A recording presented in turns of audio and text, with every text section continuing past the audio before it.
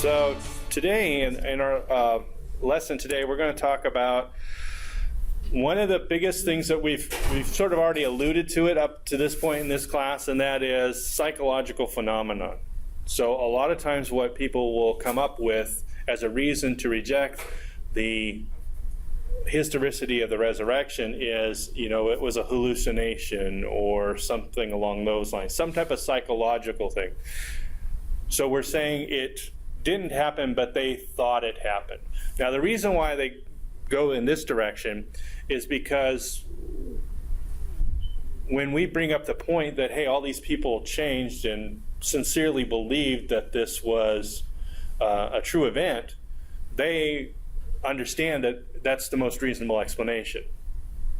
That if people thought that Jesus really did rise from the dead, that they would be willing to sacrifice their life for it and all this.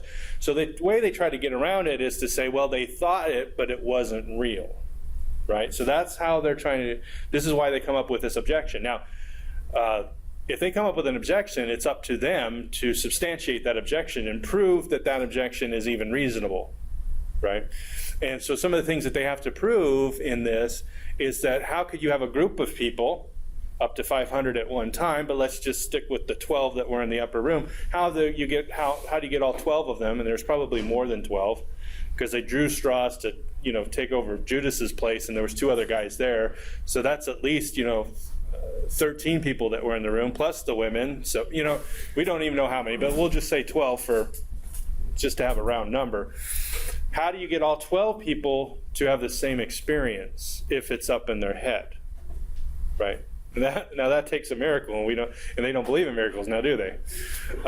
So they're kind of between a rock and a hard place there. So we'll talk about the difference between an illusion, a delusion, and a hallucination, because we want to make sure that we're clear on what these terms mean, because sometimes the layperson will just throw it around and say, oh, it was a hallucination. They're not really talking about hallucination. They're talking about a delusion.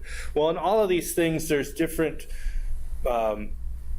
things that we need to look at. Like an illusion is different than a hallucination. A hallucination is completely in their head. An illusion is something that appears to be real when it's not, right? So we'll talk about that.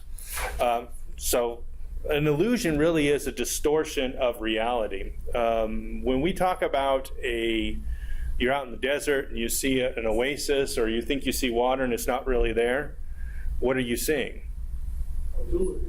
No, and it's an illusion, right? Because of the heat off of the sand is refracting the light. So when you look at it, it looks like there might be water over there, but there's no water over there, right?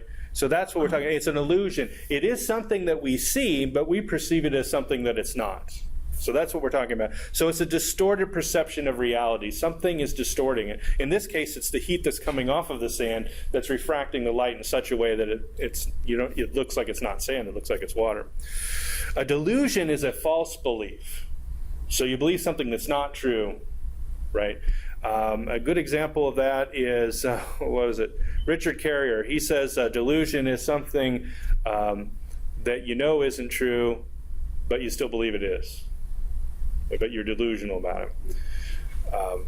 And a hallucination is a false perception. Now that is going to come through your mind, not because of the refraction of the light on the sand because of the heat. This hallucination is something that's happening inside your mind. So if I said an illusion, we could all see the same illusion, right? Because we all look down at the sand and we all see the light refracting the same way. But a hallucination, because it's inside my head, we can't all see the same thing the same way. So the funny thing is, this hallucination theory was really popular over 100 years ago.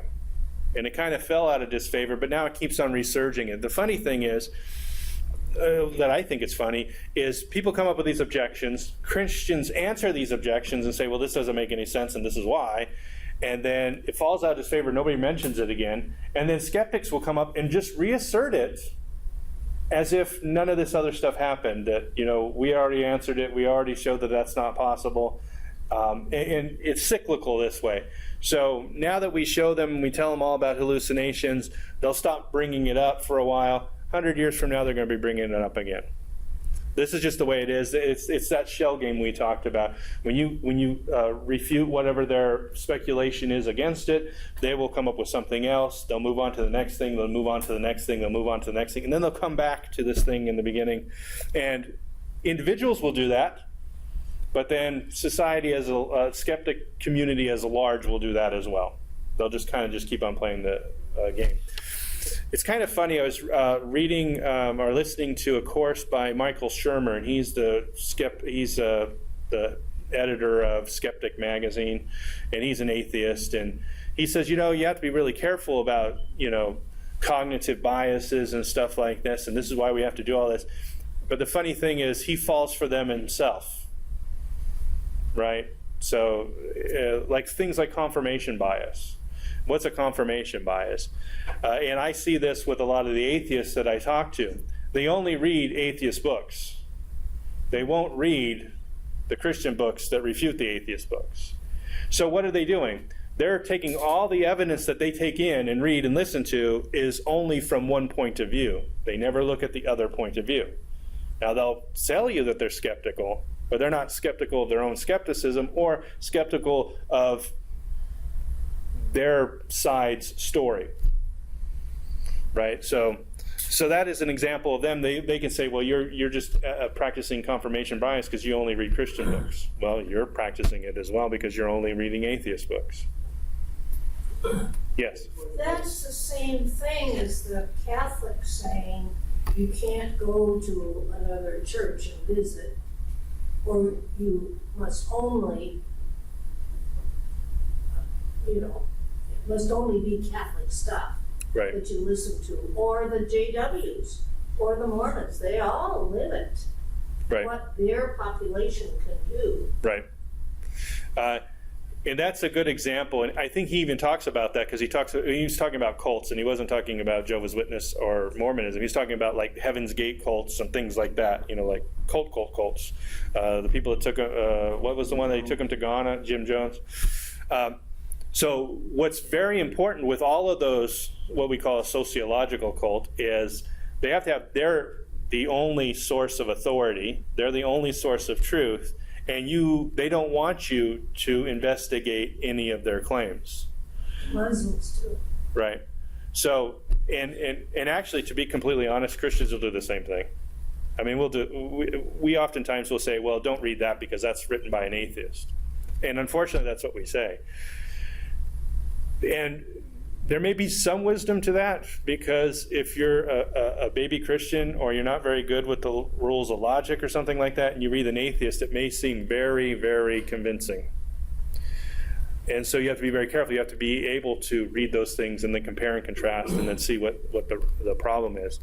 So there is an issue with this confirmation bias, but there's also, depending upon the maturity level or the abilities that they have academically to deal with some of that stuff.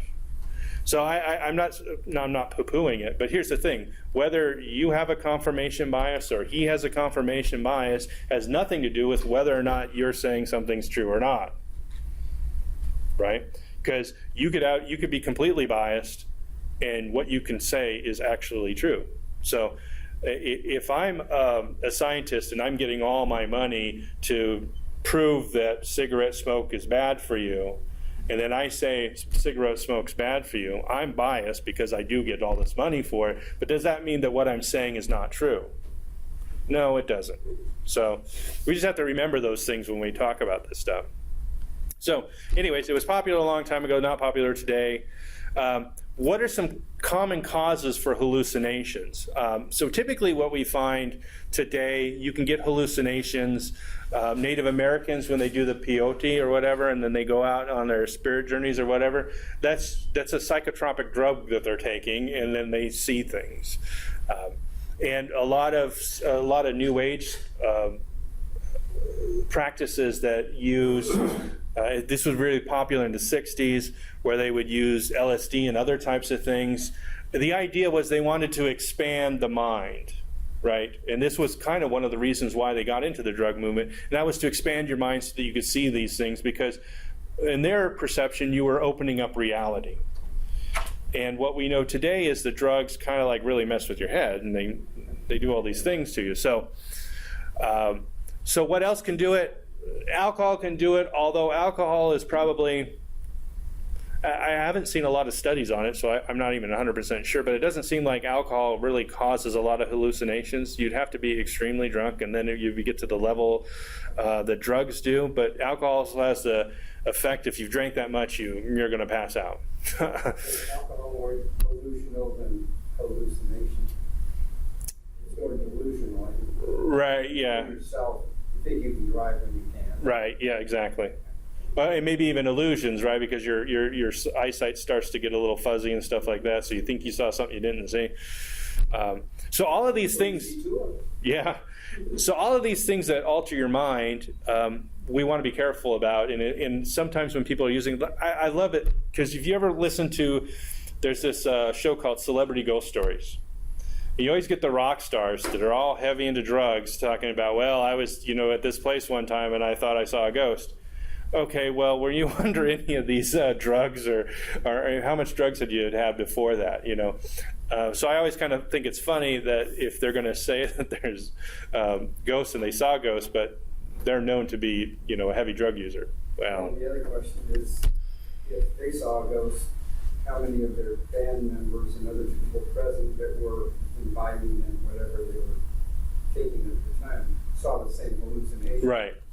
Well, very rarely, and this is why I think a lot of the ghost stories are kind of bunk. Very rarely is it more than one person that ever sees it, right? It's always the one person. There may have been two people there, but one person saw it and the other person turned around and it was gone. Oh, I heard it too. Well, what did you hear? So a lot of that stuff, most of it is probably completely unconfirmable, so you can't really prove anything with it. Now, one other thing that can cause that is grief. Grief can cause hallucinations, and they've done studies where people can hallucinate.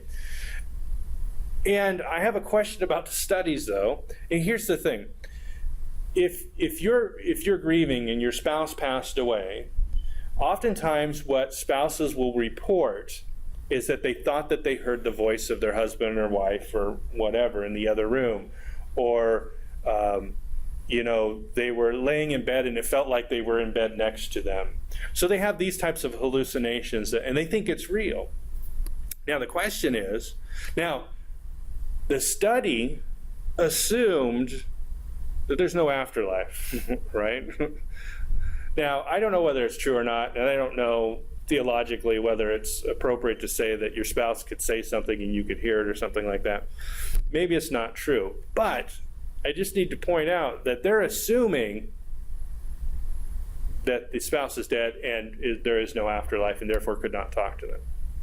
All right. So now these people that have grief, they say, are hallucinating. So are they hallucinating? Well, it seems like we are making a circular argument here, right? Because if we're assuming that naturalism's true, in other words, that there is no afterlife whatsoever, and then we look at these experiences that people have and we just label them hallucinations because, well, we assume that they're not really still alive. Now, I'm not saying whether that's true or not. I don't know. It probably is a hallucination. I don't think their spouse is actually talking to them.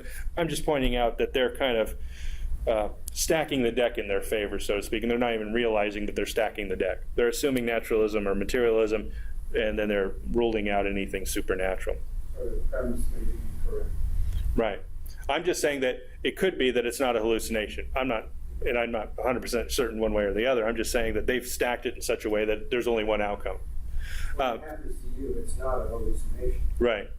So this is a difficult thing. When they say they heard an audible voice and it was their spouse, is it in their head or is it not?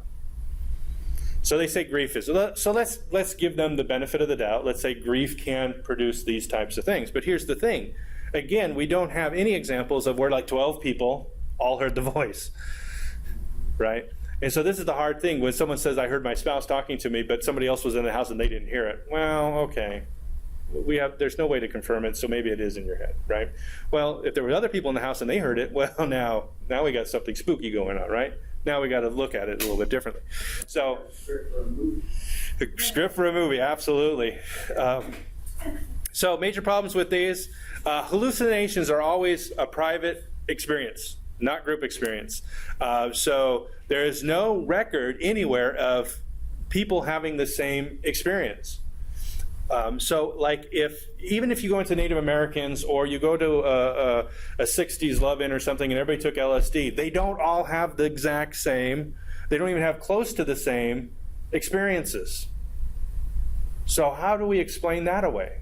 Well, they may have the same experience, but they don't have the same hallucination. Right, yeah, they have the experience of being distorted in the mind or whatever, but they're not, one of them saw a purple bus and the other one saw, a dragon, and the other one saw, all different. So there is no natural explanation. So we're going back to the skeptic, and we're saying, skeptic, you believe that there's only material universe, and there's only those types of explanations which we can explain scientifically. How do you scientifically explain how everybody had the same hallucination? Right, so if they're going to raise this as an objection, we'll be skeptics too. We're skeptical of that. Now prove it scientifically, right? Scientifically, to prove something, you have to be able to duplicate it over and over. Yeah, you have to be able to observe it. You have to be able to duplicate it. You have to be able to do those types of things and rule out other possibilities. That's an important part of science that sometimes they forget. So part of this, it doesn't account for an empty tomb, Paul or James, or the fact that there are a number of people that saw him. So even if we came up with this conclusion, it doesn't alleviate all the facts that we've already established. So this explanation really doesn't do it. So what if we go to illusion? Again, we talked about being a distorted perception in there. Question on this one is, if you see this picture, it says which center circle is bigger and which one is smaller? Same. They're the same, right? But they don't look the same, do they? No. Right? And so you've probably seen this test before. Right.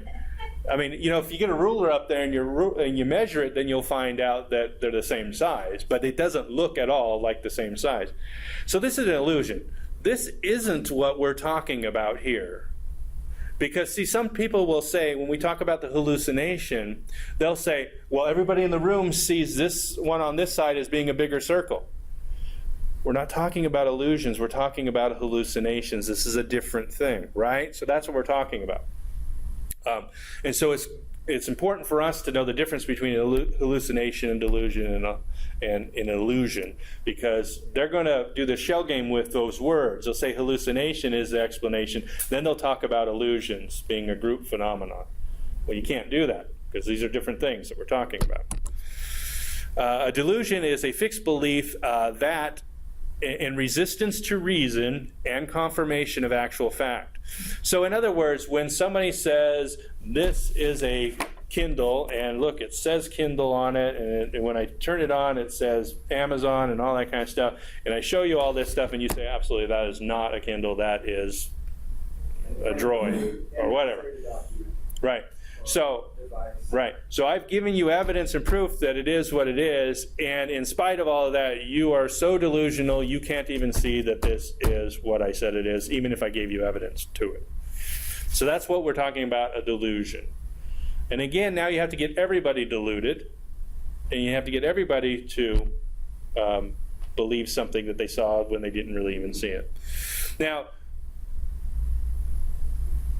the difficult part with this is because everybody believes that Jesus wasn't going to come back from the dead at that point in time.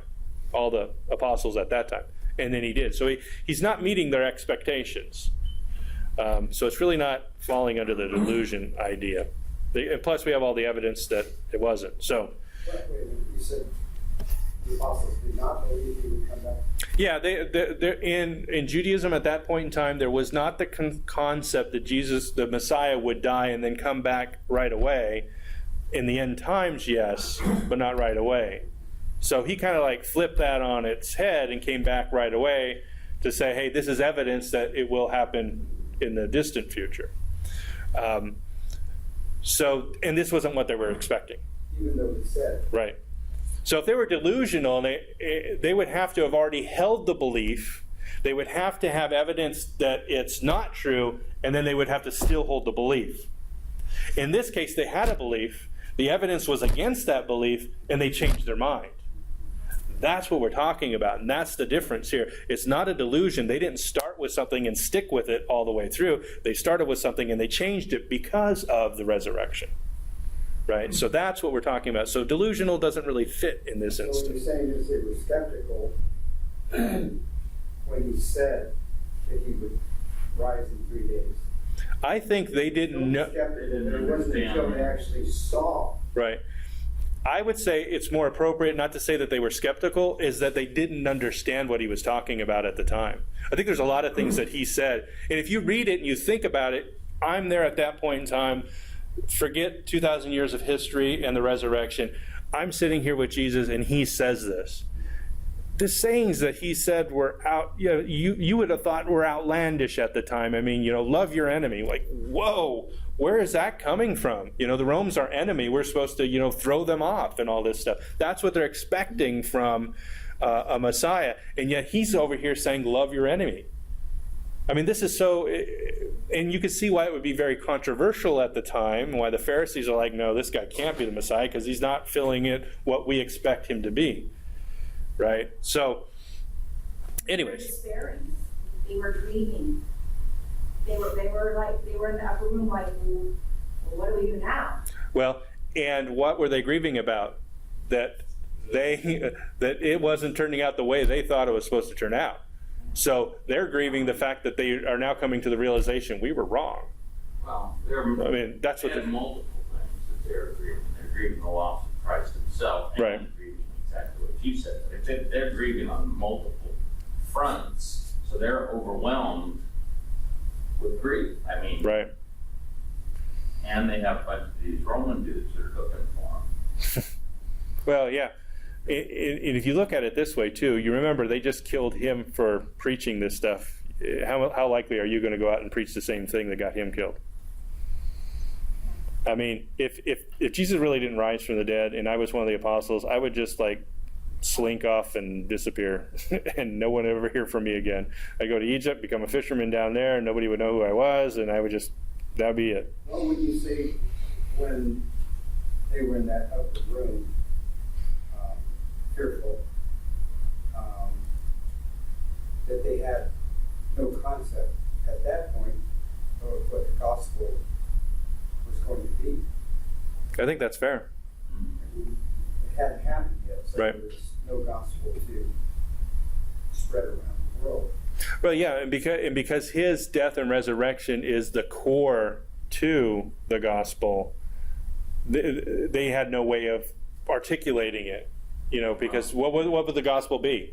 And who did they have to help them understand the Scripture? The Holy Spirit wasn't there yet, on the scene, so to speak, yet. So they didn't have that as an aid. I mean, they're just on their own. Right. So they don't even understand what the crucifixion really was about. No. Remember, they didn't want him to go to Jerusalem either. They didn't want him to go to Jerusalem either. I mean, a couple times they said, well, let's not go there. They're looking for you. They're trying to arrest you. And I don't know if all 12 were that way, but, at least one or two of them have said something like, we shouldn't go there because they're trying to get you.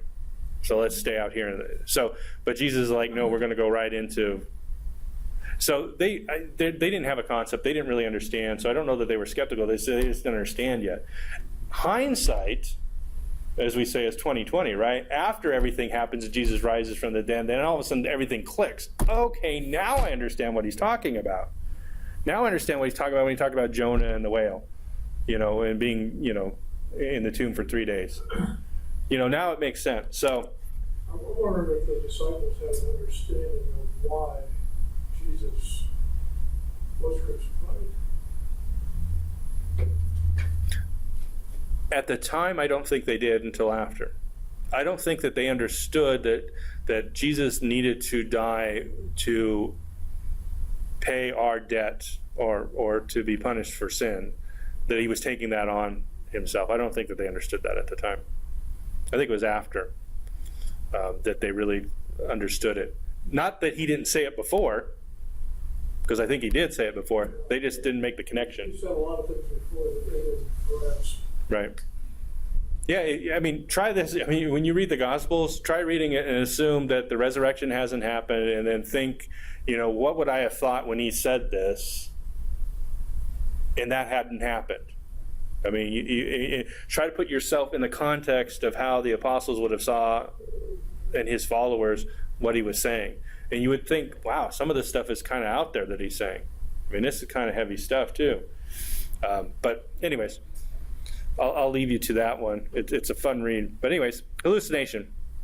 A false perception of something that's not there, a sensory experience of something that does not exist outside of the mind, caused by various physical and mental disorders, or by reaction to certain toxic substances, and usually manifests as visual or auditory images. Now, here's another thing about them. Just to go over just a couple other things. One, they're private experiences we talked. There's no group hallucinations. And a group of people could have hallucinations like we talked about, but they won't have the same one. Hallucinations typically don't transform people's lives. Typically, they realize that that it was a hallucination. They realize that, oh, that wasn't true. That was all just made up in my head. And we don't have any naturalistic explanation that explains those things. Another problem that we have with hallucinations is they're typically not what we call multisensory. In other words, when you have a hallucination that you hear something, you don't also see something. It's always one sense, not multiple sense. So we don't have any examples of people having hallucinations that see and hear things. It's typically they either see things or they either hear things or maybe even they feel things, but not all together, not feel, see, and touch. Now this is interesting because you have somebody like Thomas who's doubting and Jesus says, come and touch me. So Thomas saw and heard him and felt him, right? So now we're talking about hallucinations that have three when typically there's only one, right? So I thought LSD did that for you. Multiple sensory perceptions. That I don't know. I'd have to look that up, but I don't think that. Well, I don't know. We'll check that out. But typically they're not. Typically the hallucinations, and we have no evidence that they were on any type of psychotropic drugs either, or that they all took the psychotropic drugs, and we still have the problem of them all having the same hallucination. Anyways. So what types of things kind of militate against this hallucination? Jesus appeared to a group at one point in time, apparently over 500 people. He did this in multiple locations, so it wasn't a one-time experience, it was multiple times. It doesn't account for the empty tomb like we talked about. It doesn't account for Paul and James as we talked about. And there's too many personal variances for this to be hallucinations that were all just a personal things. So what does he say about it? He says, it pushes credulity beyond reason to regard every last one of these appearances as an hallucination. And you have a number of days of it happening too. So it wasn't like it all happened in one day, one night, at one setting. It happened multiple people, different contexts, different locations. You could say that the apostles were all grieving and that's what led them into it. But then how do you explain Paul on the road to Damascus who, it must have been his guilt because he killed Stephen. Well, he didn't technically kill Stephen. He was just there and oversaw it, but he didn't actually throw any stones. So did he actually do it? Would he really have felt guilty? Doubtful. And then we have James who didn't kill anybody, so he has no reason to be griefful. Didn't think Jesus during his ministry on earth was the Messiah. So he is not grief in that. He doesn't have that same type of grief that the apostles would have had. So you have all these differences here that just don't line up, because we have multiple things. It's not like a one-time event. Yes? Yeah, the guilt aspect, he left for Damascus for the purpose of persecuting the Christians there. Right. So before he left, he didn't have any guilt feelings. Why did they suddenly come upon him halfway to Damascus or wherever? Good question. Where did it come from? All of a sudden, he felt guilty and had this experience. Right. That doesn't make sense either. You gotta. It just doesn't account for the empty tomb. You've probably gone over this before, but is that because there were multiple viewers of the empty tomb who all came to the same conclusion? it's that in part, but it's also that anybody at the time, when these people are running around saying they saw Jesus, anybody else could say, it's right over here. Let's go look. Let's roll away the stone. Look, there's the body. You go back and look at it. If people could go back and say, oh, this was definitely a hallucination because his body's right over here. Right? So what we're saying is, you say that it's a hallucination, it doesn't account for all the facts that we have. Right? So delusions don't explain conversions of skeptics of Paul and James, because delusions are usually people holding a belief in light of controversial evidence or evidence that changes that. So it doesn't really explain Paul or James. It doesn't explain them because they didn't have the belief that he was the Messiah, so they're not maintaining a belief. So delusion's not and it also does not explain the empty tomb.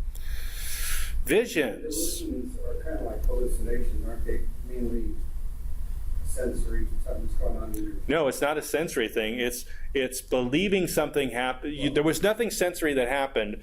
I just believe that my grandfather talked to me last night. Even though last night I didn't actually have an experience, I'm just believing that it is because I wanted to believe it. And so it's more of a strong belief that you just want to have, even though there's no evidence to support it. So in their mind, they didn't really have a sensory experience. There's an idea in somebody's head. Right. That's what I meant. Right. Yeah, exactly. Yeah. Whereas hallucinations would be sensory. Yeah, there was some type of stimulus, sensory stimulus, that their brain perceived as being a stimulus. So that's what a hallucination is. Now, people talk about visions and dreams, right? So what all know is a vision or dream. Now, how many times have you had a vision or a dream that you thought was real and that you didn't know was a dream? Till the next day. Well, as soon as you wake up, you know it's a dream. Sometimes even when you're in a dream, what they call a lucid dream, you know that it's a dream. You know you're dreaming, and then you're aware that it's a dream. Sometimes when I first wake up, I'll think, was that real? No, that could be. Right. Yeah, exactly. You fall out of it right away. Certainly 60 days from now, it's not going to change your life, or 40 days from now, or whatever it is. It's not going to change your life so dramatically that you thought that it was real. In these visions and dreams are not using your normal sensory perceptions. It's not audible, it's not visual, it's not this. It's all being made up inside of your head. There's no stimulus from the outside, or appears to be stimulus from the outside. It's all within your mind. I think that you can have a dream based on stimulus from the outside. Oh, yeah, I'm not, yeah. But what your brain does is it takes whatever that sound is and then turns it into something else that usually has nothing to do with whatever that was. So yes, sensory can play a part in the dreams, but dreams are not typically derived from external senses. But whether we call it visions or dreams, we have the same problems that we have with hallucinations. Again, it's not a group thing. It's, all the same problems that we have with hallucinations we have with dreams or visions. So for them to say, okay, it's not a hallucination, it's a dream or a vision. Okay, refer you to the same problems. You need to overcome these problems if we're going to think that this is something like that. Well, I have a question for you. Maybe you can tell me what I had. I was at a funeral, and this was in Texas. It was a small church, and the choir were mainly older people, and it was, they were off-key when they were singing music, like singing songs, and they were off-key, and you could tell that, it just didn't sound quite right. And of course, you're in a funeral. It was actually very funny, but you're in a funeral and you can't laugh. You can't just start laughing. And so 6 months later, I had a dream that there were about 6 winos who were all lined up, and one was standing on a little box, and they were singing, and they knew that when they finished their singing, that they would get some wines. They'll be fed alcohol. And this one person was singing so enthusiastically, but they were all off key and they sounded horrible, that at the end of the song he just fell backwards because he had used up all his breath, so to speak. Mm-hmm. And I woke up and I was laughing so hard, And I realized, it took me a minute, but I said, it was the funeral that I went to. I correlated the two, and I may be wrong about that correlation, but that's exactly the first thing I thought. I thought about it, and I said, that was that funeral where I couldn't laugh, but I woke up laughing. So what is that? It's definitely a dream. Now, how do you interpret the dream? Insanity? No, it's not insanity at all. It depends upon how you look. So there's different theories about dreams. I believe that if you get a dream from God, you're going to know that it's a dream from God, and it's not going to be like anything else you've ever experienced as far as dreams go. So all other dreams. I didn't think that was a dream from God. Yeah. So all other dreams. Emotion that I Right. couldn't express Right. at the time that came out much later. Right, and that's probably what it is. Typically, when you have a dream, and dreams are typically symbolic, and this is the main theory. The dreams are symbolic of whatever's going on in your mind. So your mind is working, and because it's not really sleeping, even though you're sleeping, and your consciousness is kind of like taking a break, and your subconscious is still going as it normally goes. So it may have taken that experience for you where you weren't able to express yourself, and it gave you an opportunity to express yourself in a dream. Sounds like you had some really spicy chili. Yeah, there you go. So what most people will say about dreams is, whatever your first impression of it is, it could be that that's probably what's true. Whatever your first impression is, because your subconscious is trying to tell your conscious something, or maybe it's not, but whatever it is, whatever's feeding it, your consciousness may not be necessarily aware of why it thinks it's true, but it kind of understands itself, and so it says, oh, this is probably this, then it's probably true. So I don't know what you do with that. That's just what a lot of people say. And there's a lot of work on dreams, and a lot of people don't know. I mean, a lot of the old stuff, they would say that dreams were all symbolic, and it was like either the gods or God telling you certain things. Today, I don't think that that's true. I don't think God, every one of your dreams I don't think is coming from God. I think if it is coming from God, it's going to be wholly different to the point that you're going to know. Because if you look at all the dreams in the Bible where people talk about it, it's not like, oh, this was like a normal dream to me. No, it's like this weird experience that's well beyond the normal dreams that everybody has. Well, when you call for an interpreter like Daniel, Right. it must be, this is very different, very Right. strange to me. I need to know what it means. We call Daniel, he interprets it. Yeah, and usually, in those types of dreams, like your dreams, normally when you first wake up, you'll remember what they are, but usually if you don't think about them, within a couple hours, the memories are gone. You won't remember what they were. You may have remembered that you had a dream, but you won't remember what it is. So dreams are kind of like a weird thing, but again, they still fall under the same problem that we have with hallucinations. We really don't have, and we don't take those things and put them into practice in our life. They don't change our lives, and they don't explain everything else. Conversion disorder. So they say this is a psychological problem in which a person experiences symptoms or deficits to one's senses that are intentionally produced and may have a neurological origin. So in other words, your body is suppressing something. So Jesus died and you don't want him to be dead, so your body is suppressing your senses so that you can believe that he's still alive, so that you can do this. But however, no matter how you deal with this, Paul doesn't fit into that category. The empty tomb doesn't fit into that category. So there's, and again, the fact that a group of people fall into the same category. So this one doesn't really meet muster either. This one doesn't counteract all the evidence that we've looked at. So what is the likelihood that Paul would suffer from a conversion disorder or guilt to come to the same beliefs as the disciples, have the same hallucination that they had? While the disciples are suffering from some type of extreme depression, Paul's not, right? But he comes to the same thing. So what's the conclusion with all this? That there's no psychological phenomena such as hallucinations, delusions, visions, conversion disorder, guilt, grief, epiphany, or Paul's lust for power that can adequately account for all those 5 facts that we've already demonstrated. So there's serious problems that stand in the way of all of these theories. So all these theories, one, are not based upon anything in reality. They're just speculations because there's no evidence from any of the written records or anything that was said back then that gives us the indication that it was any of these things. In addition to that, none of them accounts for all the facts. So we have speculation over here and we have the 5 facts over here. So what would we do? What would most historians do? We go with the facts. We don't go with the speculation.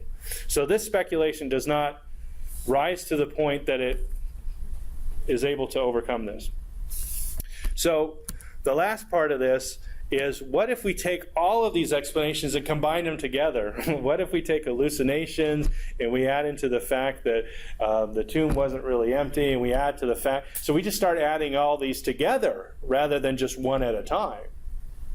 Well, typically when we take one piece of speculation, we add another piece of speculation to it, the probability of those two things being in play at the same time is greater than, or less likely to have happened than just one of those things to happen, right? So if we're looking at probability, the probability of a hallucination for one person, let's say, is really minimal, but we add to the fact that there's these other things, then that only makes it more improbable. So we've got to start adding them on, and this is the kind of what they're running into. However, when we add these together, then we have to add more speculation. Right? Now we got to start speculating to put it all together into this framework where it all comes together in some way, shape, or form. And again, the question we should ask for that is, where's the evidence for these things? Right? So we're not getting anywhere with this. They're just trying to say, all right, we went through each one of these individually. I couldn't overcome your 5 facts, so let's put them all together, and somehow that's going to overcome our 5 facts. Well, individually they didn't, so how are they collectively going to? They're collectively going to be worse. Right. So this is what you'll find a lot of them do, a lot of skeptics will do. They will assert something, they'll assert an opposing theory. However, asserting an opposing theory is just that, it's an assertion. Now prove it, right? And so this is what they have to do. So if they say prove the resurrection, okay, here's our proof. We've got our 5 facts. We just picked these 5 facts because we think they're uncontroversial. We have all these other facts that we haven't even gone into, which we're not going to get into because we're just going to pick the non-controversial ones because they make our case without us having to appeal to anything else. But if we took all the other evidence, then it would be even more of a cumulative case. So whatever they have, they now need to bring up facts to prove their opposing theories as to what happened. And we've seen a couple of those where Bart Ehrman says, well, the Romans didn't normally bury people after they crucified him. But we looked at that, and we looked that he left out one of probably the most important evidences in ancient history that says that Romans normally did that, but they didn't do it in Palestine at the time of Christ. So it kind of refutes his point, but he left that one out. Now, I don't know what you do with that, but anyway, so even if he has an opposing theory, he has to prove it. So he proved it by citing a number of other references in ancient Rome where they did leave them up, but 2 of them were from a fictional account. So that would be like me saying, okay, the movie Spider-Man is a good example of what New York was like in the year 2000. Well, 100 years from now, most people would probably say, well, that was a fictional account, so we really shouldn't be looking to that to figure out what New York was like during that period of time. So for him to go back and then cite 2 references that are fictional accounts as evidence that this is what happens during crucifixion is kind of stretching it. I wouldn't consider that the best evidence possible, right? Yes. Yes, I do. I have them all listed. I'm going to, I have them all written down. I just need to put them into something, and I plan to post something on it.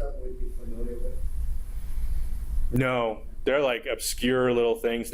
We don't even have the whole story. We have like a page of the story. Anyways, but we know that it's fictional because of the genre and where it was kept and some other things. But so 2 of the other ones were Roman citizens. Now, Roman citizens were typically not crucified, but they were 2 Roman citizens that were trying to kill Caesar. And then they were crucified and they were denied burial. Okay, well, this isn't the same type of thing here. We're talking about regicide, which is different than Jesus having not done anything. And we're talking about Roman citizens who normally weren't. So are those situations normal things that Romans did? No. These are extraordinary cases. So then they got a couple others that say in other places, not in Palestine, that the Romans would leave them up on the cross. Okay, great. Josephus says that the Romans normally left them up on the cross, but in Judea, as the custom of the Jews, was to take them down before sundown and give them a proper burial. Oh my gosh, Josephus says that the account that we have in the Gospels is the normal course of action of the Romans at the time. So, but he left that one out. He cited all the other ones. He left that one out. Why do you think he did that? I don't know. Let's speculate on that. So, Bart Ehrman, he's got a PhD in textual criticism, the New Testament. So that means he kind of has to know something about the history of the time. He's quoted Josephus many times. So one would think that he'd be familiar with it. I mean, what are our possibilities? Well, he could have not known that it existed. Okay. Or he could know that it existed, but then he just didn't put it in there because it was not helping him make his case. So in one case, he's ignorant of the existence of it. In the other case, he is being deceptive. I don't know because I can't read his mind, so you'll have to judge for yourself whether you think he's incompetent or if he's deceptive. Because if you have a PhD in something like New Testament times and you don't know something about New Testament times, something like that, or you didn't look it up, now there's a lot of stuff out there, but here's the thing. If he would have read John Dominic Crossan, who also made the same claim, John Dominic Crossan cites that as a source. He doesn't do anything with it, he just cites that this is a source, but he kind of just glosses over it and continues on. Okay. So now, other scholars are aware of this. It's not a hidden fact. They read each other's works, I'm sure. Oh, I'm sure. Well, let's add insult to injury on top of this. In Biblical Archaeological Review, there is an article about the evidence of Jews burying crucifixion victims. And we have archaeological evidence. We still have, in an ossuary box, they found the nail still in the heel of the bone. And it was given a proper burial. And it comes from about the period of time of Christ.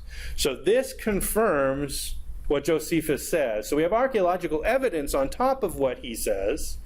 The person who wrote the article for that works at the same university as Bart Ehrman.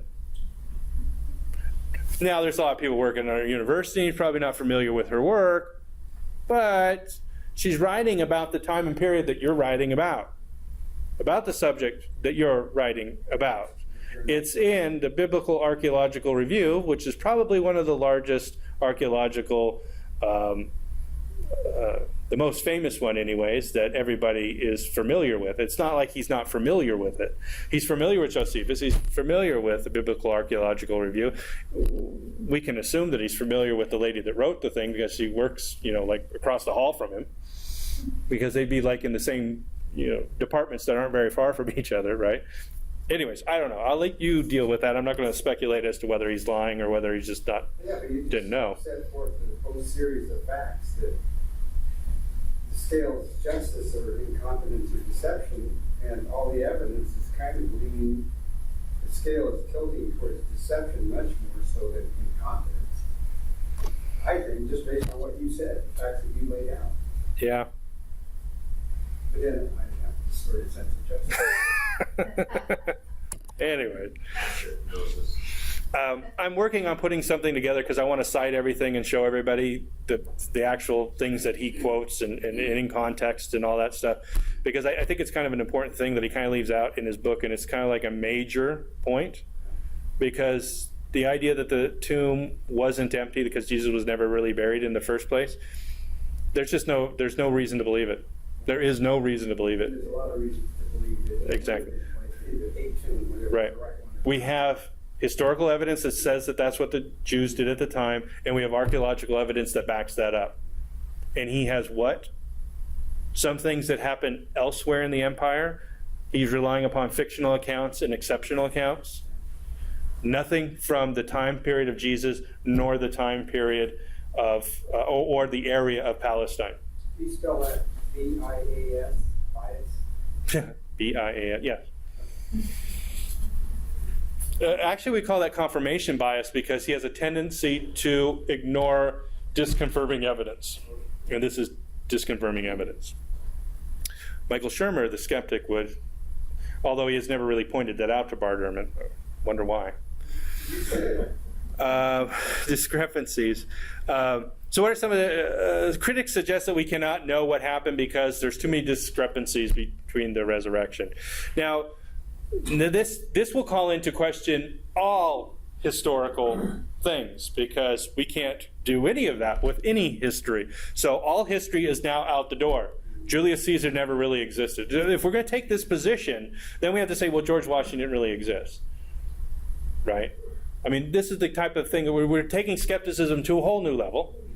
We're just going to throw out all of history unless we have some way of actually confirming it. These scholars tell us what the discrepancies are, or they just make the statement? Most of them are discrepancies. They're not contradictions. And those are a different sort of thing. Now, contradictions means you have an accident, and one person says that light was green. The other person standing right next to them said that, and they're pointing at the same light, that one was red. We have a contradiction. It was either red or it was red. We do have the weird possibility that it was red and green at the same time, but the fact that they would have saw red or green, they probably would have saw that it was both lit at the same time. So we're not going to go there. We're just going to, this is a contradiction. It's red and green. Now, the difference between a discrepancy is, especially the discrepancies we have with the gospel, is one person says, well, there was a man in the truck that was in the accident, and the other person says, well, there was 2 passengers in the truck. We have a discrepancy because they said they had 2 passengers, and this person said there was a man driving it. That's a discrepancy because we don't have the fact that there was 3 people in the car. Both possibilities are correct, can be correct. Exactly. Whereas red versus green cannot both be. correct.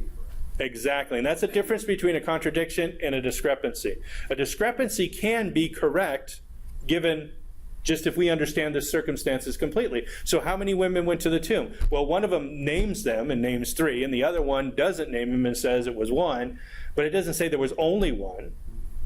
It just says Mary went to the tomb. Well, Mary could have went with other people. So if you look at all of these things, and there's a really good book, it's called Constantine's Codex, and it's a fictional account, and it's kind of like the account of the Da Vinci Code. It's kind of like that type of book where it's all suspense and it goes through it. But throughout reading that book, you learn all about textual criticism. And the difference between the 2 books is this one, although it's all fake, he bases it on what we actually know about textual criticism, about how the Bible got to us and all this stuff. So if you want to learn some things about textual criticism, but in a fictional account, so it's not so boring or whatever, this is a good book to read. It's called the Constantine's Codex. Now, at the end of that, he speculates that if we did find one of these Constantine codexes, because Constantine at the time had a number of Bibles made up that had all the books in it, and then he sent them out to all these places. Now, they disappeared at some point in time, and so there's no existing copies of these. We wish there were, because then we can go back to this point in time and say, the church has been using this since at least this point in time. Anyways, so if you take that, the book in there he talks about has an ending to Mark that's longer. And he speculates at what that ending would be. Of course, this is what he's making. I think it's in the last chapter, so if you just go to the last chapter, you can read it. He puts together an ending of Mark that takes into account all these things that are supposed discrepancies and kind of smooths them all over. So yes, this isn't the ending of Mark. We know that this isn't the ending of Mark. But what he's doing is showing that they're all discrepancies. They're not contradictions. Because there's a way to explain them all together so that they all fit. And that's what he did. He just said that this is the ending of Mark, and then he tells a little story, and this is how Mark ended, and this is how it explains everything. And then you see, oh, okay. So my suggestion, I'm not saying that that's the end of Mark. No, I'm saying that if you read that, and I'm not even saying that that's what happened, but I say if you read that, it will get rid of all these discrepancies that everybody points out. It shows how it's plausible that this happened. So contradictions can't be true because it is either or. Discrepancies can be. We don't know what the in-between is that kind of fits them all together. So I guess what you could say is a discrepancy is as if I put up a jigsaw puzzle and there's a bunch of pieces missing. But you can still make out the story, right? You can say, well, there's pieces missing. But I can fill those in, right? Of course you can. I can fill it in, and then you would see that this part of it over here is a flower. That's all we're talking about here. So, discrepancies aren't contradictions. Now, here's another thing about discrepancies. When the police officer hears one person say the guy was driving the truck and there was 2 passengers in the truck, he puts that together and says it's probably 3 people total in the truck. Or maybe it was 2 people in the truck and maybe one person misunderstood the driver as being a passenger. Okay, great. So what this tells him, though, is that both of them admitted that there was a truck. So he knows that it was a truck. Well, obviously he's seeing the truck. But I'm saying, so when a police officer looks at it, they look at these different accounts, and even if those accounts don't agree with each other, it doesn't mean that the overall narrative isn't true. And that's what they're looking at when, in fact, it adds credibility. If officer heard Ellen say the exact same thing you said, word for word, he's going to think they met ahead of time and they were colluding on what happened. So if you've ever noticed this, and maybe Bob's even experienced this, I'm not sure, but if you've ever noticed, if police come to a crime scene, they separate everybody out. They'll say, go sit over here, because they don't want you talking, because they want to ask you what happened, because if you talk, then all of a sudden you're going to pick up, like if Ellen said, oh, I saw the 2 passengers, then all of a sudden you're going to say, oh yeah, there must have been 3 people in the car, and then when you tell the police officer, you're going to say there's 3 people in the car. He doesn't want that. He wants your raw interpretation. He's going to put it together. But if he sees that you've been talking ahead of time, then there's going to be too much. Then you really didn't see it. You're just saying you saw it because you've heard someone else and you didn't even realize what you've done. So that's why they always separate people out and they ask you individually what your side of the story is. And they want to try and get the most accurate picture, and they don't want any bias from one person to accidentally sleep into it. It's not that you're wanting to lie. It's just that you heard her say it. You said, oh, well, that explains why, because I didn't understand this. Because I saw 2 people get out of the passenger side, I thought there wasn't a driver. So there must have been a driver, and she said it was a man. And so you all of a sudden rationalize in your head the missing parts. You start filling in those empty spots on the puzzle. Officer doesn't want that. He just wants to hear your interpretation of what the puzzle was. That he can figure out the most credible interpretation of these various statements. Right. So it adds, if they're perfectly aligned, then there's some question about the veracity or credibility. Whereas if there are differences, but they're not critical differences, then it adds to the veracity. Right. So here's the thing. If the 4 Gospels were all part of the same conspiracy to come up with the same thing, why don't they say identically the same thing? That even when they retell the same story, they tell it in a different manner. Some add facts, others leave other things out.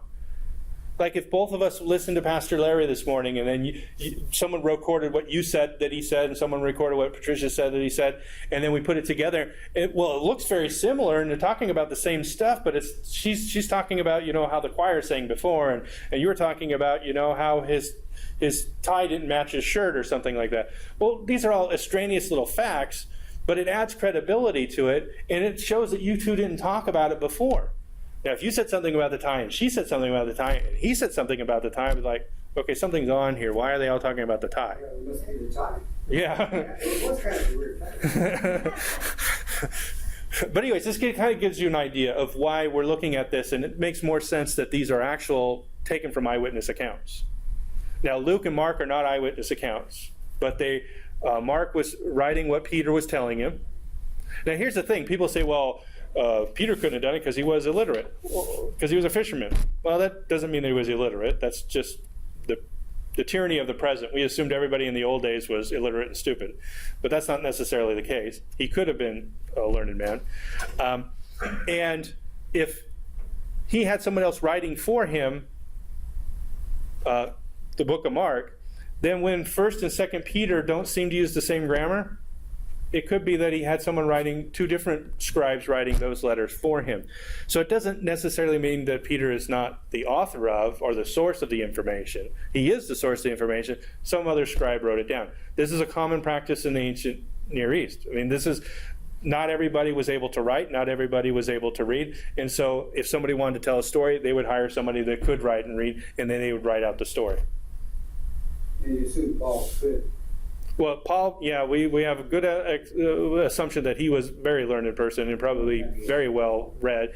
We know he was very familiar with the Pharisaic version of Judaism at the time, and he was very familiar with the Greek classics as well, and Greek rhetoric and stuff like that.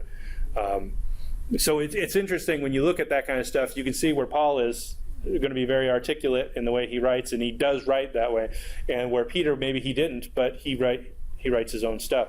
Now you have Luke, who up the front says, hey, I'm like a police officer. I went and talked to all these people, and I'm putting this together from what I learned from all of this. So Luke's telling you, I'm not an eyewitness, but I talked to all the eyewitnesses, and I got him. He must have talked to Mary at some point in time, because he includes a lot of facts that Mary kept these things and pondered in her heart. Statements like this he has throughout the Gospel of Luke, which I thought was kind of interesting. Because if you look at what he says, he talks about what someone's thinking. Well, how would Luke know what somebody was thinking unless he talked to him? But he says he talked to everybody. Well, a bunch of people. He doesn't say who he talked to, but he says he talked to all the people that were involved. So he has interesting stories that the other ones don't necessarily have, and what people were thinking, because he asked them. Matthew, unless Matthew asked somebody what they were thinking, he couldn't write down what they were thinking. He could talk about what he was thinking. So, see, this is the thing. If you really look at the Gospels, the more and more you look at it, the more and more it seems like these are like eyewitness accounts. Or, Luke's wouldn't be necessarily secondhand. He just wrote down what the people had told him. So, again, we have plausible explanations for any of these discrepancies, so they're really they're not contradictions, and that's all we're really concerned about, is whether or not they're contradictions. They're biased accounts. Okay, so here's the problem with it. They were all Christians that wrote this down, so they're biased. Well, here's the problem. Everybody that disagrees with them is a skeptic, therefore they're biased. So what? We're all biased. Now that we all put that on the table, that we're all biased, now let's treat this like we would treat anything else. And that's all we've asked. And so what we've looked at, and that's why we're not talking about the whole Gospels when we're trying to demonstrate that the resurrection is true. We're saying, let's just take the facts that all scholars agree on, or most all scholars agree on, and then we'll take those facts, we verify that Jesus did rise from the dead. This then adds the veracity to these accounts, that in whole they are true. So is this bias that critics claim Christians have, is this bias subconscious bias, or is it an overt bias that we're going to say this because it sounds better? Or most people are biased, and I'm even biased at times too. But after having looked at all the evidence, I've come to the conclusion that Christianity is true. And going on that, now when I make other statements, I base it on that bias. But I've already looked at all those other evidence. So do I need to restate all that evidence to say every time I do this I have to make a cumulative case? Well, no. So yes, people do have bias, but do they have a good reason for having that bias or not? And I think a lot of times people don't have good reason for being biased. Well, one example is I don't think God exists because I don't understand how he could allow all the evil and suffering and pain and suffering in the world. And an atheist even brought this up to me the other day on the internet, and I said, God has done something about it. He says, he hasn't done anything about it. And I said, yeah, he sent you and me to take care of these things. So if people are suffering and dying in Africa because they have no food, whose fault is it? It's our fault. Is it God's fault? No, he told us to feed the hungry. Are we feeding the hungry? Or are we just, not?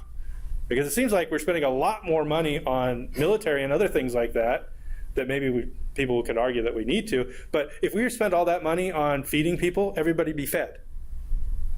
There's enough food to go around. It's just it doesn't get all the way around. Why? Because there's some guys out there that have guns that don't let people feed them, right? So now we're going to say this is all God's fault. I said this is the biggest cop-out that you've ever given me. You're telling me that God tells you to do something, you're not going to do it, and you're going to blame him for it. That's what you're going to say. So why aren't we all working to make sure these people get fed?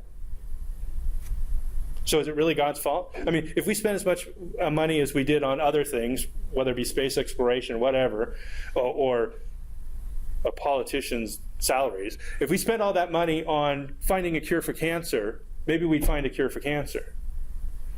So the things that God asks us to do, that he asks all of us to do, that we don't do, and then we complain that he allows these things to happen.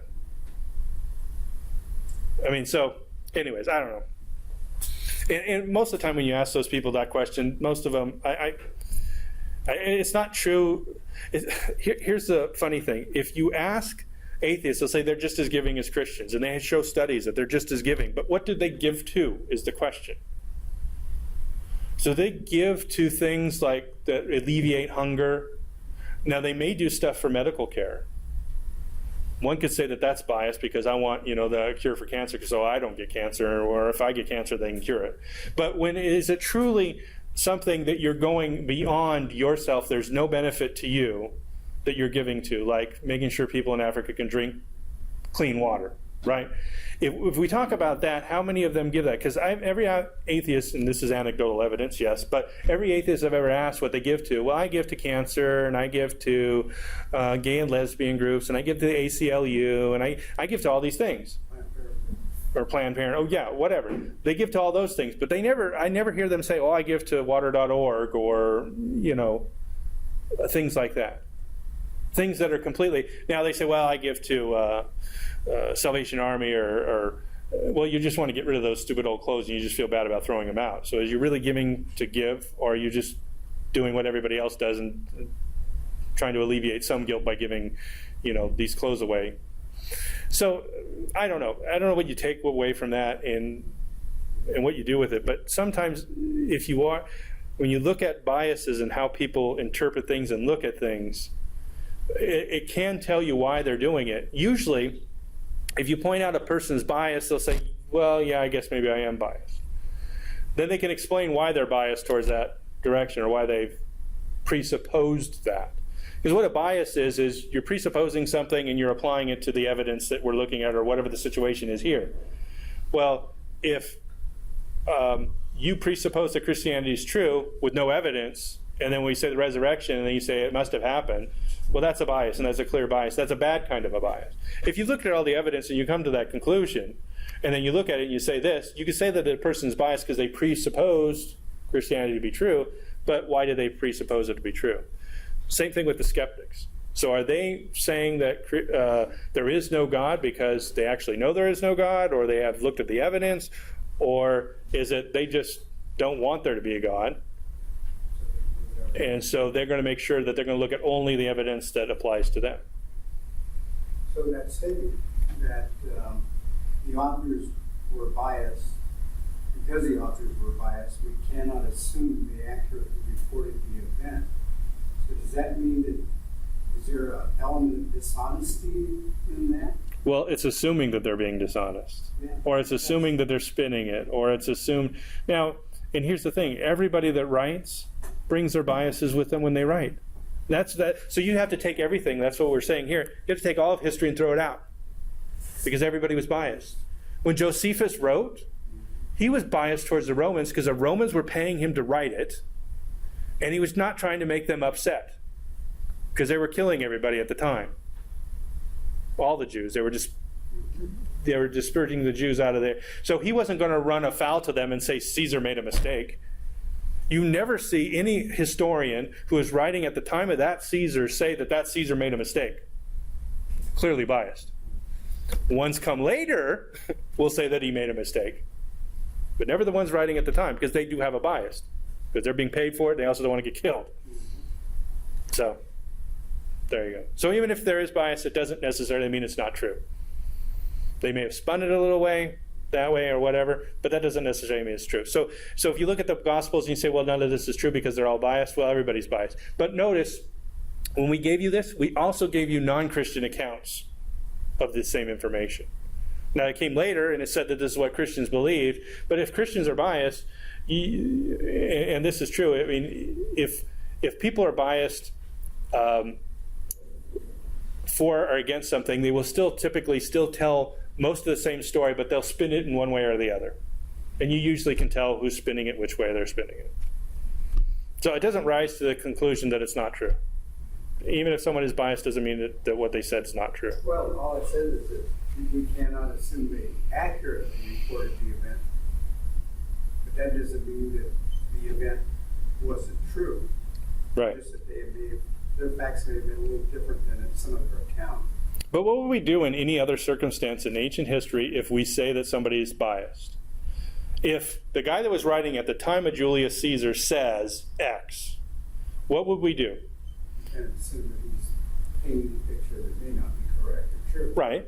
But generally, we're going to say that this is probably pretty cool. Now, if every other author after Julius Caesar writes and says that that's wrong, what are we going to do with it? We're going to say, well, the rest of his story might be right, but this part is obviously his bias showing through. Now, we have evidence that there's a bias. So what evidence do we have that the Gospels have any of that in there? Oh, that's right. There is none. Right? So you'd have to have somebody writing to say that this thing didn't really happen that way. We have no evidence of it. So what would... Right. So what do most historians do? They assume that whatever the document is telling the truth. Even if there is bias, they're assuming that in general it's true. Well, even Paul didn't anywhere write that he believed that the Christian belief, the Christians that he was prosecuting and persecuting, were wrong or incorrect. He never made that statement that he ever believed that. That I know of. Yeah. I can't think of anything that Paul said. Well, everything we have... Why was he persecuting the Christians then? He was a Pharisee. I mean, we can only infer that he was a Pharisee and he believed what all the other Pharisees did. And he was probably somehow closely connected with the Sanhedrin. So he wasn't on a seat in the Sanhedrin, but he probably knew that he was like a mover and a shaker, and he probably knew the people involved and all that stuff. And we have good reason to believe that his teacher being Gamaliel or whatever, he was a very famous teacher at the time. Anybody that was one of his students it's like going to the Harvard of the day type of thing. You know, you're going to know people. So he probably knew, and that's probably why. And then when he went there and said, hey, Sanhedrin, I want to persecute these, I want to go round them up and put them in jail, they were probably like, yeah, go ahead. We know you, and we know that you're on our side, so go ahead and go do it. So, anyways. So that's the end of this for now. If you have any other questions about this, feel free to ask me about it. Next week's our last class. And next week we're going to go over the Shroud of Turin. So now this isn't a part of our 5 facts. This is like a separate type of thing. We just have a little bit of time left in class, and so I'm going to go over that with you and basically just kind of cover what it is. Now, the Shroud of Turin does not prove the resurrection happened, and I'm not going to make that claim. However, it's interesting that I think that the best explanation for the existence of the Shroud of Turin is the resurrection. So I'm not arguing that this is evidence for the resurrection, but then when you look at all the evidence of the Shroud of Turin, what best explains it that we're aware of is the resurrection. So it's kind of a different way of looking. Not the death. Huh? It's the resurrection and not the death. Well, from the Shroud of Turin, we can determine that we can determine a lot of things. And I'm not going to ruin it for you. You're going to think about it over the week. Dear Heavenly Father, thank you for this class and this time together. Please be with all of us as we talk to skeptics and those that don't believe. Please help us to recall this information that we've learned and absorbed so that we can put together a good defense for the reason for the hope that we hold within. In Jesus' name we pray. Amen.